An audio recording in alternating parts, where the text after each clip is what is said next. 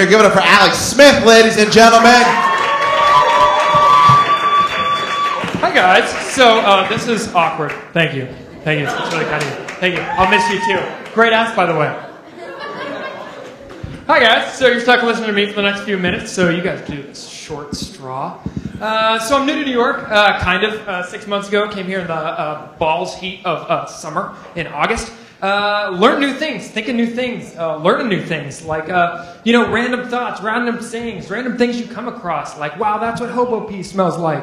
Or, dude, don't fall asleep on my lap. Or, hey, I know it's a 6 train, but could you put your dick away, please?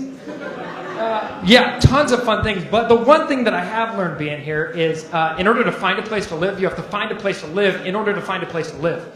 I don't know if anyone else here has dealt with that, but that means Craigslist. Now, Craigslist is the same everywhere. It's filled with creepy fucking people. So I'm looking for a place to live. First place I found was Edna. This beautiful old broad, like 80 years old, crazy cat lady. Minus the cats, add snakes. That was a no. Then I found Courtney. This beautiful 20-something, 5 foot nothing, hot babe. Or as seen on To Catch a Predator as Earl, who has a belly button fetish. That was another no. So then moved on to Brooklyn, found this beautiful place. It was magical. With Eric and Sonia, magical couple. They had this beautiful apartment with 2 empty bedrooms. It was great. We had a washer, dryer, like things that people elsewhere take for granted. People in New York are like, yeah, that's great. Yeah, sweet. Washer, dryer, full floor apartment. They had a dog. That was pretty cool. The escalator opened up into the apartment. That's the best you could ever hope for. It's like, ooh, I'm living in the Ritz. This is cool. So that was pretty awesome. We lived in Harmony for a whopping 2 weeks. And then Jensen came. This guy named Jensen came, and he was a street performer looking for a room as well. Anyone here know what a red flag is? Anyone watch sports? They throw a red flag on the play when it's like a no-go or a hey, don't do that, or hey, you don't touch me there, this is my no-no square. Don't do it. So I'm going to go through with you all the red flags on Jensen's play. Jensen showed up the first day. He said, hey, look, man, I'm a street performer, so I can't exactly pay you what you want for rent, but I need like a roof over my head for a week. Sweet, what do you do? Well, I'm a juggling violinist. So does that mean that you play the violin and juggle? Or do you juggle then play the violin? Yeah, man. Yeah. So I'm just like thinking of the physics and it's like just not happening. I'm not feeling it. Anyways, can't pay rent. That's red flag number 1. Red flag number 2 comes 2 hours after this sucker moved into the apartment. All of our clothes are out of the washer and dryer on the floor where all the dog hair is, and all of his clean laundry is in the washer and dryer. So that's red flag number 2. Now, red flag number 3's one of the most serious flags. Show up, go to bed, no big deal. 3 o'clock in the morning rolls around, and the spawn of Satan is with this dude after playing a lively rendition on the A stop on 14th. Picked up this crazy devil. They ended up making noises in the kitchen that were unbearable. I'm still having fucking night terrors about it. It sounded something like this. Like, it got weird. And like, by weird, I mean like, it got weird. So we all wake up the next morning, like 8 o'clock, we all walk out, we just choose to forget. Forgive and forget. Let's let this dude slide, he's only here for 6 more days. No big deal, we can handle that. Night 2 comes around. This is red flag number 4 for those of you keeping track at home.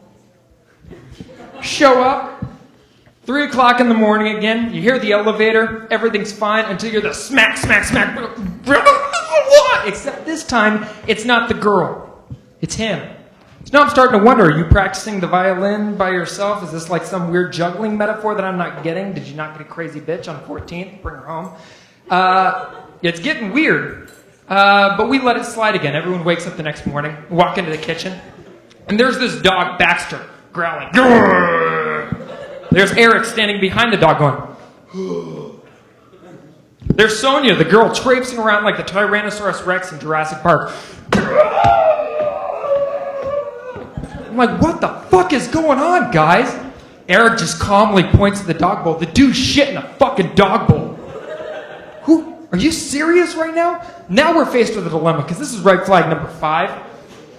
Do we confront him on shitting in the dog bowl, or do we let it slide? Because what if we're those assholes They'll walk over to him and say, dude, why'd you shit in the dog bowl? And he's like, dude, I didn't shit in the dog bowl. Then we're assholes. Don't be that asshole that confronts someone about shitting in the dog bowl.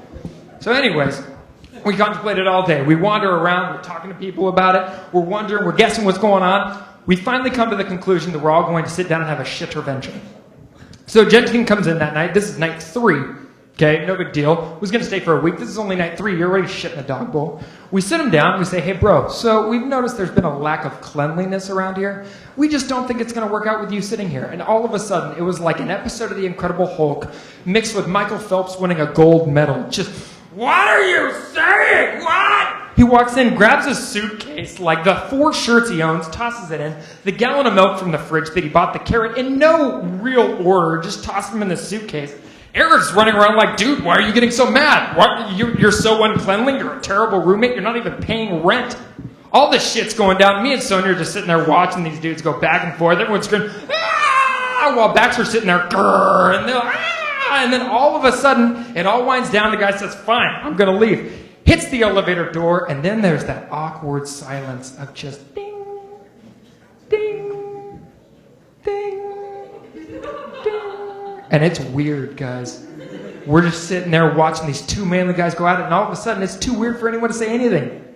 Baxter's still growling in the back. But other than that, it's silent. And then all of a sudden, this dude looks at us and said, hey, by the way, someone shit in your dog bowl. Everyone's fucking silent. Baxter, shut up. Like, this is where it was like, great. Now we're those assholes that we're going to confront him about shitting in the dog bowl. Finally, the fucking elevator opens. He walks in. Very kindly and politely sets his stuff down and says, it was me! Boom. Drop that bomb. Shit bomb. Asshole bomb. That dude's gone. Awesome. Thanks, guys. Very much. Appreciate it. Have a good rest of your night.